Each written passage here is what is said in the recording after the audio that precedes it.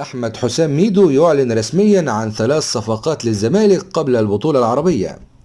الإعلامي أحمد حسام ميدو نجم نادي الزمالك السابق والإعلامي المقرب حاليا من إدارة النادي، تحدث خلال تصريحاته الأخيرة عن الموقف الحالي بالنسبة لصفقات نادي الزمالك القادمة.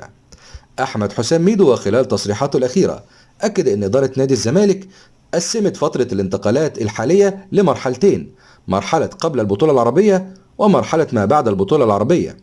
أحمد حسام ميدو خلال هذه التصريحات قال إن في 3 لاعبين تم الانتهاء من التعاقد معهم بنسبة 80%، وإن ال3 لاعبين دول من الممكن ينزلوا تدريبات الزمالك من بكرة، لكن في حالة من الهدوء من جانب مجلس إدارة الزمالك في فكرة الإعلان عن الصفقات.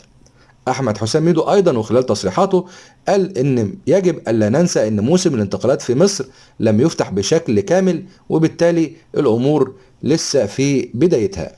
أحمد حسام ميدو أيضا وخلال تصريحاته قال إنه قد يتم الإعلان أثناء البطولة العربية عن ضم لاعبين جدد للزمالك حتى لو لم يشاركوا مع الفريق، وإن كل شيء جاهز وطلبات أوسيريو سيتم تنفيذها بشكل قاطع. وأشار ميدو أيضا خلال التصريحات إن قائمة من اللاعبين سيتم تقديرهم ماليا في الفترة القادمة، وهذا ضمن خطط مجلس إدارة الزمالك خلال الموسم القادم.